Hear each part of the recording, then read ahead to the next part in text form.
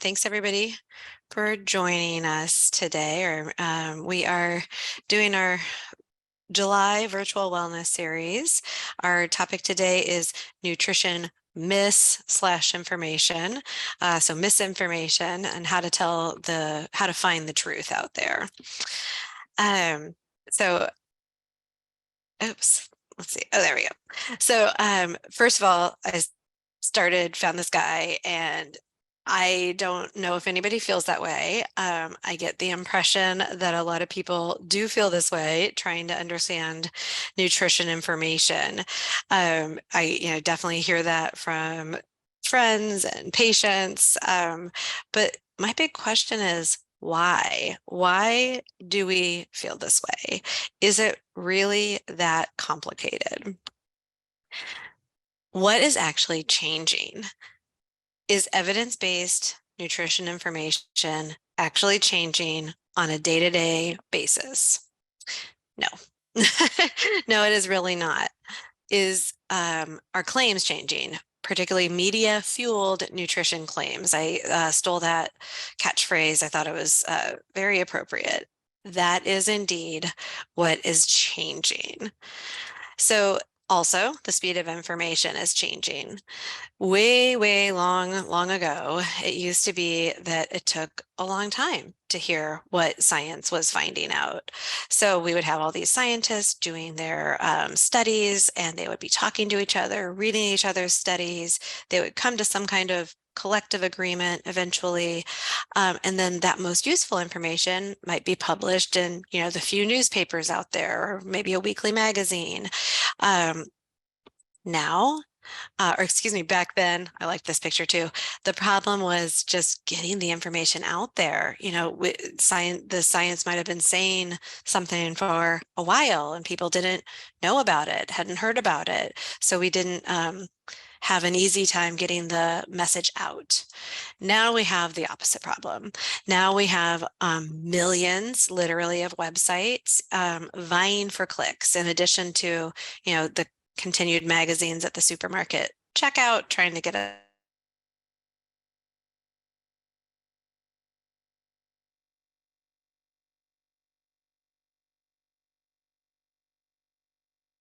sometimes it is not.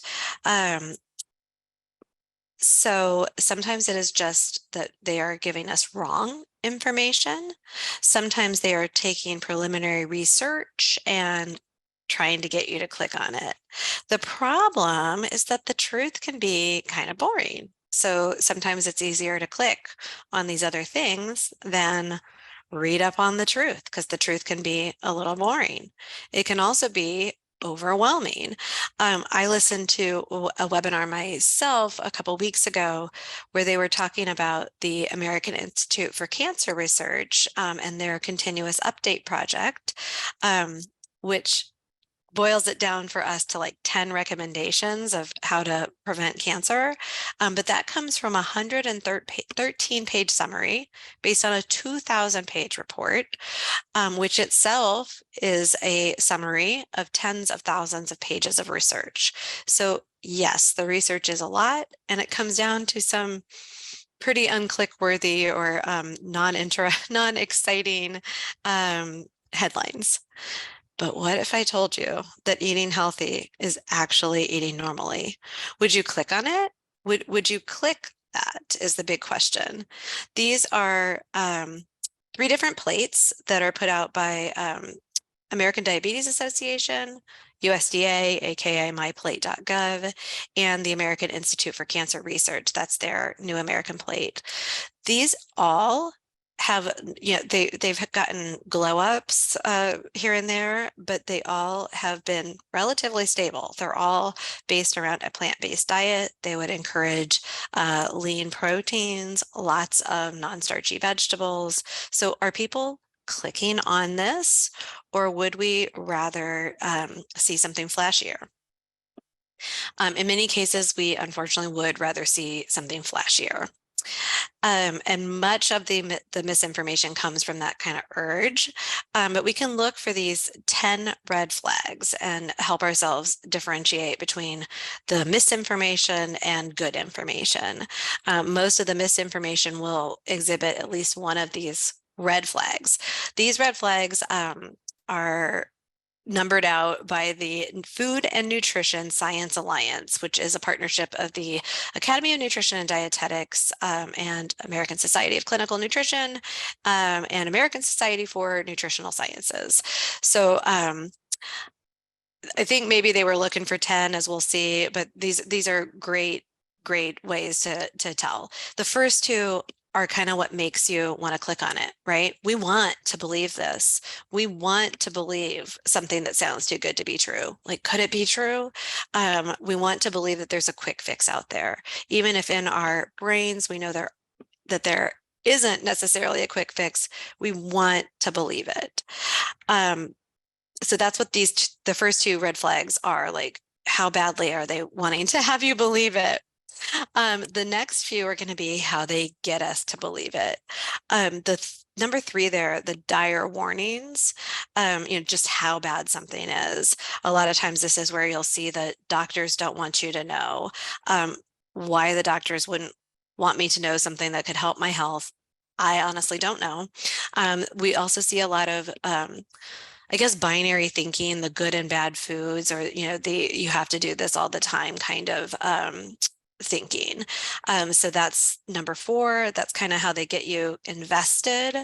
And then the next few are where they kind of try to um, pump up their accountability or make themselves sound reliable. But if you look, it's where the kind of nitty gritty of the bad science aspect shows up.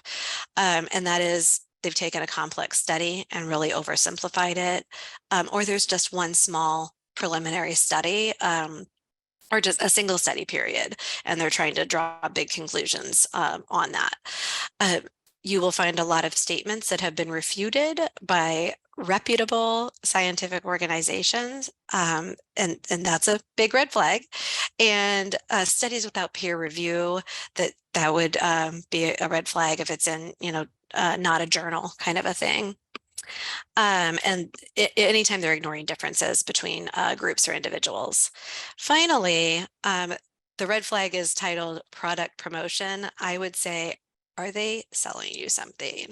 And that's a pretty good red flag to really dig into their science. And I would also caution that product promotion, or are they selling you something, doesn't have to be something physical. It might be a subscription to their service. It might just be your clicks, because there is a lot of ad revenue associated with how many clicks a site is getting. So it could just be that they are looking for your clicks. So I want to go through a few examples. I kind of started on not funny, but a little bit more lighthearted end with some TikTok gems out there. So first, I came across this idea of lemon water. And of course, lemon water is not bad for you. I put lemon in my water sometimes, but there's this trend on TikTok that you have to drink lemon water very first thing in the morning on a totally empty stomach, and it's going to boost your metabolism and you will lose more weight. So it's an exaggeration, right? It's too good to be true. Just drink lemon water in the morning and you'll melt the pounds off. And this is, getting them more subscribers, right? And I also even came across, um, oh my gosh, come on, advance. There it is. Sorry, lemon coffee. Lemon coffee. So some TikTokers are trying to tell me to put lemon in my coffee, and I am just going to say no, thank you. Lemons are healthy. Coffee can be part of a healthy diet. Put them together, and that is not very appealing to me. People are trying it with the promise of losing extra weight, and I saw a nice criticism of this idea. That doing something unappealing, and hey, if lemon in your coffee appeals to you, please don't take offense. But if it doesn't, please do not try it for the sake of losing weight, because doing something that is unappealing to you for the sake of losing weight is a good recipe for developing an unhealthy relationship with your food. The next, there were, too many detox diets to go over each one and in specifics. So I wanted to just touch on this idea of detox. That you, the couple examples I have here are packets that you can buy for hundreds of dollars to help you detox your diet or your body. The truth is that our bodies are designed to detoxify themselves. We have whole organs that help us do that. Our liver and our kidneys are great examples of that. We have other, on a cellular level, homeostatic mechanisms. Our bodies do this. These plans are at minimum unnecessary, and some can be dangerous. Where we see the danger is extended periods of fasting, um, or very low calorie intake. So if you are not eating at all or eating very tiny amounts for long periods of time, that's a risk for just simply not getting enough nutrition into you, right? Likewise, eliminating entire food groups, a detox where you eliminate all carbs or something like that for 7 days. Like, are you getting enough of what you need? One of my least favorites, and it shows up all too often, is promoting the use of enemas or laxatives, which would, high dose laxatives to get these toxins out of you. So this is obviously going to not just pull toxins out of your body, but pull electrolytes and fluid out of your body. So it is not a safe way to go about your detoxification. Natural does not equal safe. So a lot of these detox plans will promote their products as being natural. That is not a guarantee of safety. So I would advise really just saving your money and letting your body do what it is designed to do. I loved this quote. One of the resources that I'll link on my last slide is from the University of Chicago Medical Center for Liver Disease. They did a review of this Dr. Aronson did a review of the concept of detox diets. And his quote says, although it's not fun and no one wants to hear it. So read, no one's going to click on it. Although it's not fun and no one wants to hear it, the thing that we know that works to detox the body is regular exercise, healthy eating, being active, and limiting or avoiding alcohol. So as I said a few slides ago, the truth can be a little boring and not get us to click on it. So that's a red flag there too, right? Just watch out for that in ourselves. Now this is like 3 years old, I guess, but I had just heard about it when I started looking for TikTok trends. And so I'm going to dive into this one a little bit and then we can kind of put some info in the chat boxes.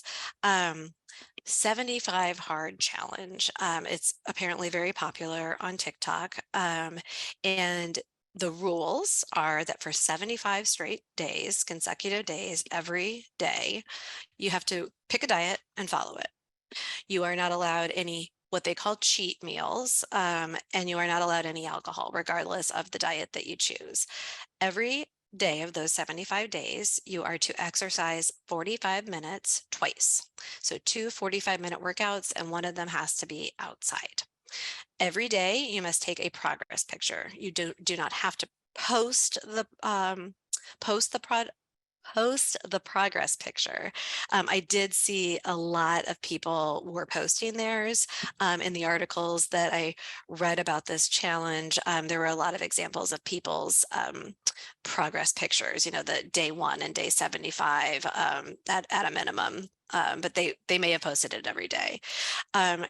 Regardless of your size, you are to drink a gallon, which is 4 liters of water. And you are to also read 10 pages of the book. I saw different ways that this was phrased. It could be a strictly self-improvement book, or it could be any kind of nonfiction book. So who is actually promoting this? Where did it come from? It was created by a man named Andy Frisella. He calls Hard 75 a transformational mental toughness program. He also happens to be the CEO of First Form International, which sells supplements and clears $175 million annually, roughly.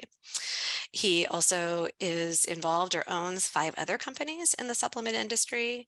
He gets paid for public speaking, and he is a podcast host. His 2 podcasts are called MF CEO Project and the Real AF Podcast. So this is where I'm going to pause, and I'm going to, I think, open the chat box and see if anybody has anything, any red flags that they're seeing about the Hard 75 challenge, or if you would like to try it, think it's worth a try. You don't have to. I won't sit here silent for 5 minutes or anything waiting for comments, but if anybody wants to toss out a red flag that they might see. So the first one is that it's an all or it's not it's got that binary, right? You're either doing it or you're not. Yeah, thank you. We'll not be trying this. Excellent. I think I probably let the cat out of the bag with my attitude about this, that I'm not a fan. Yeah, there are so many, 45 minutes, 2 times a day, nonstop. So where is the science for doing that, right? And we actually have plenty of science that we need rest days. Also, the rain stopped behind me, but what am I supposed to do? I had kind of severe thunderstorms in my area, so there's no reality. Yeah, there's no accounting for individual differences here, and there's actually no science at all to back this up. You know, he literally created it and got some leverage and some clicks, etc. So yeah, lots and lots of red flags. The big one that stuck out to me is not named this way on the red flags. The red flags, one of them was the good and bad foods. Good and bad foods is, you know, absolute binary thinking. So that is all. Good and bad foods is an example of all or nothing thinking. And this is classic all or nothing thinking. And all or nothing thinking is defined by psychologists, psychiatrists as a cognitive distortion. Doesn't sound good because it's not. This is a cognitive distortion. It's an unhelpful thought pattern that does not reflect complex reality, right? So some of the red flags folks are, putting on here about people with heart conditions, maybe. Again, I mentioned the weather, right? It doesn't account for everything going on in life at all. And this kind of thinking is associated with anxiety and depression, as well as eating disorders. Yes, thank you. April said is setting yourself up for failure. I don't think I actually didn't say this. My least favorite part of the whole thing, maybe, if you get to day 73 and there is a tornado and you can't work outside, do your workout outside, you're done. That's it. You start over. So it incredibly does not reflect reality. But it's very tempting, right? Not just this way, like somebody put, they know a lot of people who have tried it, or some people who have tried it. Why are people trying this when it seems pretty blatantly not attractive or not very good? The temptation is there. We want to kind of think things are simple and straightforward. And in fact, I shared this with April when I was, looking at my slides with her. I started looking at this, and I never did I want to do the 75 hard challenge, but in looking at those progress pictures, it makes you think, oh, should I do something more extreme? Should I be? Yes. And I have something to prove. I don't want to do this one, but maybe I'll set myself a really hard challenge. I'm tough, all of these things. So how can we resist that? And how can we get ourselves back into complex reality and keep ourselves comfortable with that? Well, first of all, fact check. So if you see there's another one around the corner, right? Like hard 75 won't be the end of the story. So when the new one pops up, if you find yourself thinking, oh gosh, should I try that? I found criticisms of hard 75 on, psychology, reputable websites. Avoid all or nothing thinking. This is very bad. So go to people you can trust or websites you can trust. I have really smattering five. There's more than this. I did include Academy of Nutrition and Dietetics, which is the group I belong to. There's also, of course, USDA, American Institute for Cancer Research, and American Cancer Society. You'll notice the websites that I put here, they all end in, they don't, none of them end in .com. They end in .org or .edu or .gov. And when you go on them, as I was on them in the past couple of weeks, there are literally no ads. There are occasionally some, hey, you can donate to us kind of things on their site, but they are not selling ad space on these sites. So they are not just trying to get you to click on them. And I think that's pretty noteworthy, that they are there to give you the information, not to get your clicks and sell ad space to the people wanting you to get your eyeballs on their ad. So you can do that. You can go to these kinds of sites. You can also ask a registered dietitian, just a little plug for myself and my fellow dietitians. Or if it's about nutrition, right? If it's about some like workout, then ask a physical therapist, ask a physician, or again, dive into these sites that are not trying to sell you something or sell ad space to someone else.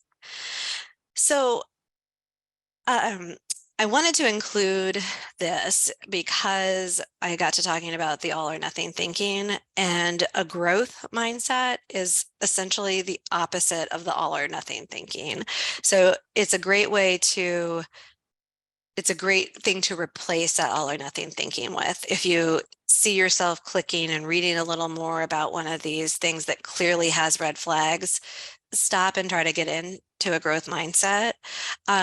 This is the picture I have here is called Stages of Change.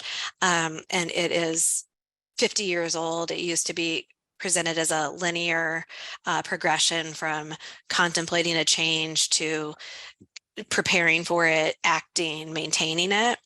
Then the researchers realized people did relapse and maybe they went back around, and you can dart back and forth along the circle as well. But what I really like about this is the upward spiral in the middle. So rather than day 73 of the hard 75 rolls around and there's a tornado, so you don't go outside for your workout, whatever happens, even if it's something that you could have avoided, you learn from each time that you diverge from your goal, rather than starting over because it's the ultimate failure. So learning from our I don't like the word failure. I guess relapse is a little better. And as far as not liking the word failure, I do apologize if this is diverging into a little bit of a pep talk, but we do only fail when we stop trying. So rather than focusing on these all or nothing, I would really advocate again. Oh, I'm going backwards. Sorry about that. I would say set incremental goals. And then there's this concept of accountability where you don't just think about the thing you want to do. You want to write it down, talk to a friend. And I would actually consider this for the red flags as well. If you find yourself falling for something that is not good, think about why and see if you can avoid it in the future. As an oncology nutritionist, I didn't think I could talk today about nutrition misinformation and not talk about a couple of the headlines that have been out there lately having to do with sugar substitutes and cancer. It seems like at least every few months, there's a headline about some concern with a particular artificial sweetener. multiple large observational studies have not concluded that these sugar substitutes cause cancer or other problems. However, we just love to hate them. So recently we have some headlines about sucralose and aspartame. Sucralose, the headline has been sucralose, a chemical found in the popular sweetener Splenda, may cause DNA damage and cancer, according to a new study. In fact, that's not what the study said. The study was an in vitro study, first of all, and it did not use Splenda by any means. It didn't even use sucralose. It used sucralose 6 acetate, which is something that our GI tract microbes convert from sucralose. This byproduct was directly added in a petri dish to rat cells and then human cells. So the study did show slightly elevated markers of cell damage when exposed to the highest levels of sucralose 6 acetate. So is it worth keeping an eye on? Sure. If you're using tons and tons of Splenda or sucralose in another brand, take a look at it, but by no means be alarmed and feel terrified by this information. Aspartame was the most recent one. Literally, just Friday, the official news came out, although it was leaked earlier. The headline has been aspartame is a possible cause of cancer in humans, a WHO agency says, so World Health Organization. The science is in fact not new. It is that the International Agency for Research on Cancer, a WHO agency, reclassified aspartame after looking at the previous information. So there's class 1 is things that are definitely cancerous, like smoking, and then there's 2A and 2B, and then 3 are the categories. And so 2B is the second from the bottom. It's like there's not very much evidence, but there's a little bit of evidence that maybe it's carcinogenic. There's nothing new about aspartame, and in this same category, just FYI, are radio waves from your cell phone. So again, not to panic, they did not change the acceptable daily intake. And I love this for FDA. Thank you, FDA. They have on here just exactly how many packets of these different sweeteners you can have in the acceptable daily intake. And by advocating that you eat 75 packets of NutraSweet in a day, absolutely not. The studies are also using very high levels. So again, it is really not worth panicking. It's worth not drinking 14 Diet Cokes in a day, for sure, before this news and after it. One really problematic issue with these is that these headlines is people are often, oh, well, I should drink regular Coke then. And that's absolutely not the case, or sweet tea or whatever. That is not because sugar is inherently evil or carcinogenic itself. I certainly hear plenty of my patients and friends getting the idea that sugar feeds cancer. The truth is that every single cell in your body uses glucose for fuel, and glucose gets formed from any food you eat, including healthy foods like fruits, vegetables, whole grains, and pure proteins. There is an indirect connection between eating too much added sugar and increasing body fat, which does then increase the risk of certain cancers, but sugar does not feed cancer. Really, all of this might leave you asking, though, well, what can you eat if we're, a little concerned about this and a little concerned about that? It's kind of an all things in moderation. Whichever sweetener you want to eat, I would recommend eating it in moderation, not 3 or 4 Cokes a day, not 3 or 4 Diet Cokes a day. We can really kind of bring it down to a basic level. I felt a little funny including this quote since it's from a journalist and I'm asking you to look at science, but it's a classic, and it can be kind of a mantra. It is for me. I get overwhelmed as well with some of the news. So then I stop to think. Eat food, not too much, mostly plants. So eating food, right? Like not highly processed food. He means eating eating regular real food. And not too much is absolutely subjective. I want you to listen to your body and eat what you need. And then we come back to that plant-based diet. So if you need a little more structure than I'm giving you right here today, go back to those plates, whichever one floated your boat. The New American Plate from American Institute for Cancer Research is my favorite personally. Um, I am putting Mr. Fishburne back up here because I couldn't resist. This will be my spot for questions, and I'm sorry I got to talking too much somewhere. I had timed myself earlier, but I'm going to look in the chat box if y'all have questions. And I did put him back up here because honestly, sometimes providing the message to people that eating normal food is eating healthy, when you have all these, like, so we have all these competing messages, these flashy things to click on. So trying to present the message to folks that eating normally is eating healthy, it can almost feel like you're offering them the red or the blue pill, all of the Matrix 1999. It feels really shocking to people sometimes. So not seeing any questions. I'm free, so I'm going to stay on in case somebody's typing, but I'm also going to advance my slide to my resources in case anybody is looking for what I looked at. The links are super tiny because I wanted to fit it on one slide for you, but you can screen grab the headlines if you want to, or you can also, put in the chat box if you'd like me to email you the references or any other information.